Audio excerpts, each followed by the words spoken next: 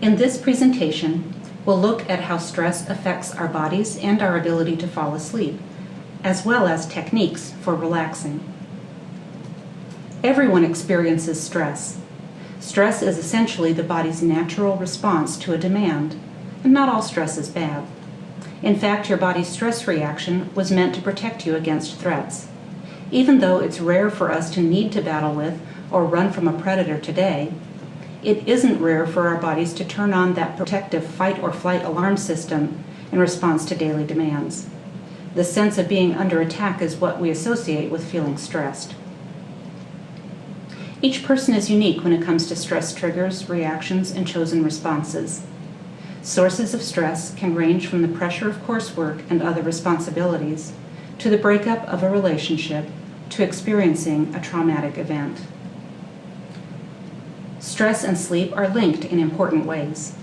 Too much stress, or stress that doesn't go away, can create sleep problems or make existing sleep difficulties worse. At the same time, not getting enough sleep or experiencing disrupted sleep can reduce our ability to deal with stressful situations. When you encounter perceived threats, a tiny region at the base of the brain called the hypothalamus signals a number of nerve and hormonal changes. The adrenal glands release hormones, especially adrenaline and cortisol. These hormones enable the body to make a quick getaway or confront an opponent. Adrenaline increases heart rate and blood pressure and boosts energy supplies. Cortisol, the main stress hormone, increases sugars or glucose in the bloodstream, enhances the brain's use of glucose, and triggers tissue repair. Cortisol also alters immune response and suppresses the digestive system, the reproductive system, and growth. This complex natural alarm system also communicates with regions of your brain that control mood, motivation, and fear. Usually, once the perceived threat has passed, the body's hormones, heart rate, blood pressure, and other systems return to normal.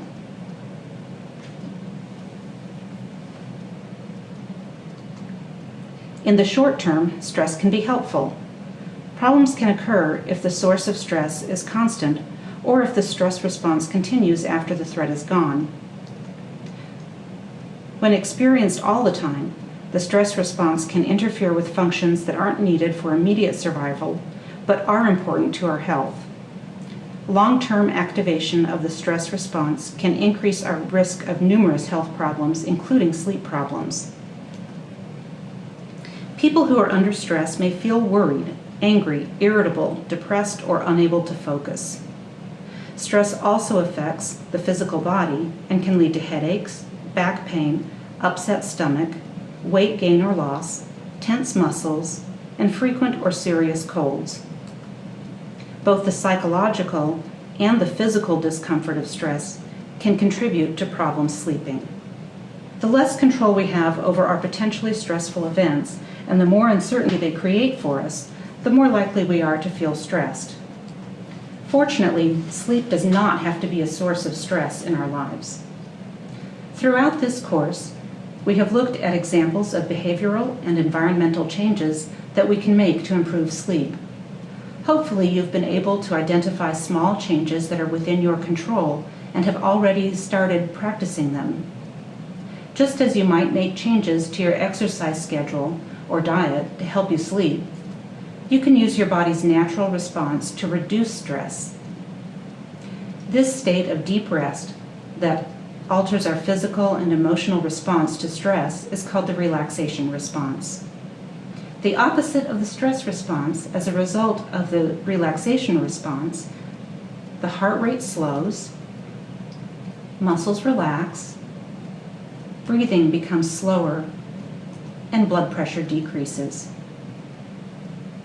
Researchers believe that one way stress reduction techniques work is by decreasing activity in the body's systems that prepare for the flight or fight response, and increasing activity in the systems that perform rest and digest processes.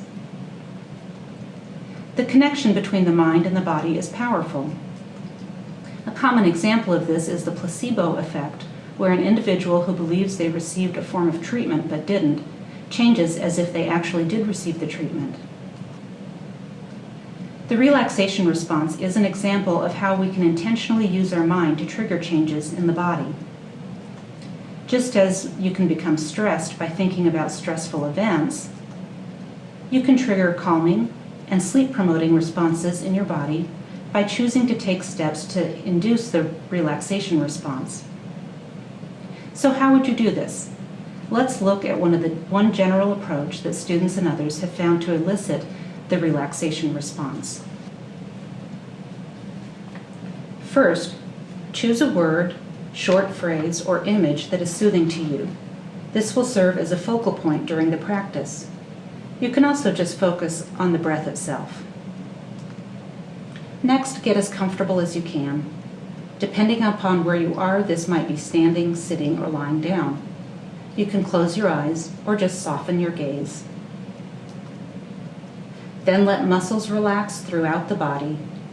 Think about moving up from your feet to your calves, thighs, abdomen, shoulders, head, and neck. Let the breath be even and slow. When we're stressed, we tend to take short, shallow breaths, or worse, we hold our breath. Try to breathe slowly and naturally. As you exhale, silently focus on the word, image, or breath. When other thoughts inevitably come to mind, tell yourself that's okay, and gently return to your silent repetition. There's no need to worry about how well you're doing or to try too hard. Continue this practice as long as you have available or until you feel relaxed. The relaxation response may come slowly when we first begin trying. It does take practice, but it's worth the effort. Many studies have documented that eliciting the relaxation response has positive results on health, sleep, and concentration.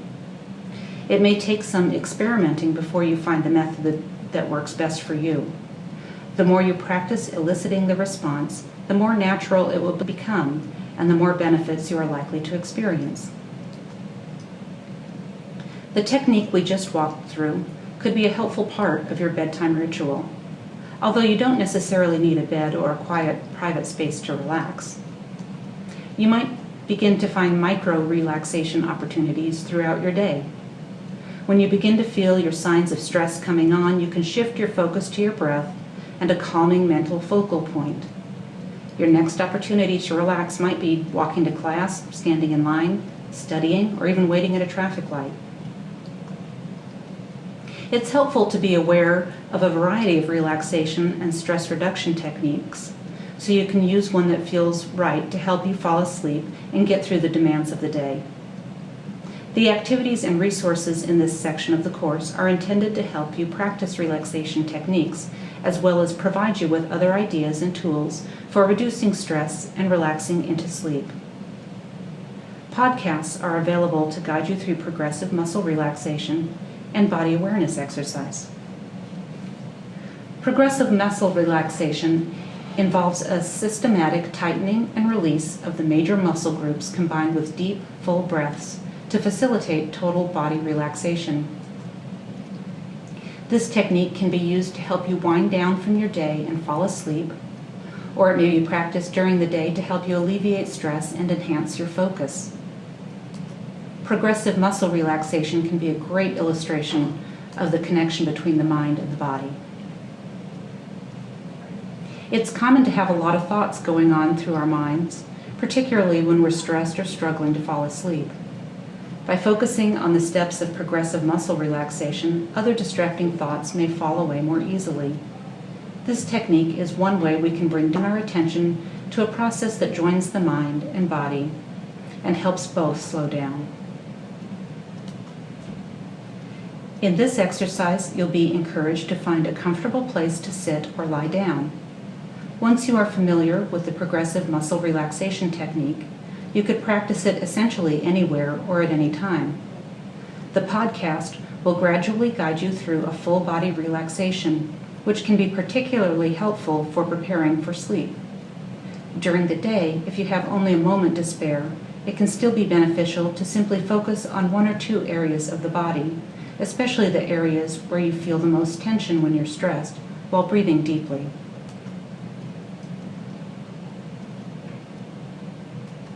The body scan awareness exercise is a meditation technique that is particularly conducive to sleep. In this exercise, you'll be encouraged to mentally scan each area of the body with an attitude of curiosity, non-judgment, and noticing. There's no need to change anything or improve in any way. When practiced to help you fall asleep, you can be lying in the bed or whatever posture is most comfortable. The first time you practice the body scan, you may want to be lying flat on the floor or sitting upright in a chair. It's possible that you will fall asleep during the exercise, which would certainly be a good thing. It's not necessary to complete the entire exercise if it's having the desired effect of deep relaxation and sleep. However, if you do complete the entire body scan and haven't fallen asleep, that's fine too. Maybe you'll feel more relaxed than before you began the exercise, and if you don't, then you can try something else next time. Practitioners of the body scan have found that if the focus begins at the feet and moves up the body, then it tends to promote sleepiness. If instead the focus begins with the head and moves down the body, it can increase alertness. The podcast contained in this course will gradually guide you up the body to help with relaxation and sleep. What keeps you up at night? When we're attempting to sleep, it may be the first time during the day that we observe the sensations in our body and notice our thoughts. It may be the first time that we don't have external distractions competing for our attention. For some of us, this can be difficult to handle. In fact, the very awareness of all that is going on inside us can lead to distractions that prevent us from falling asleep. Yet this ability to notice is very important. If we can begin to observe our thoughts, feelings, and physical sensations without judging them as good or bad or right or wrong, we can make some intentional choices. These choices might involve what we want to adjust, like our pillow or the window shades, as well as our response to how the body feels in the bed, or to what thoughts might be causing a particular emotion. Mindfulness might sound like a deep concept, but practicing it doesn't have to be complicated. Practicing mindfulness may be as basic as acknowledging that our heart begins to beat more quickly when we think about tomorrow's test, or that breathing changes when we think about an uncomfortable conversation we had, and then deciding to relax the muscles in the body, slow our breathing, and mentally watch the thought float away on a balloon.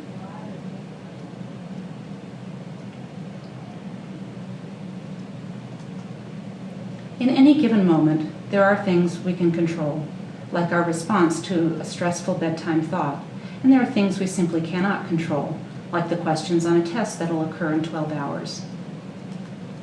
Realizing that we can attend to only the things that really matter at bedtime and leave the rest alone, it can make us feel more susceptible to relaxation and sleep, which in turn prepares us to perform and feel better the next day. This concludes the Stress and Sleep presentation of SleepWell.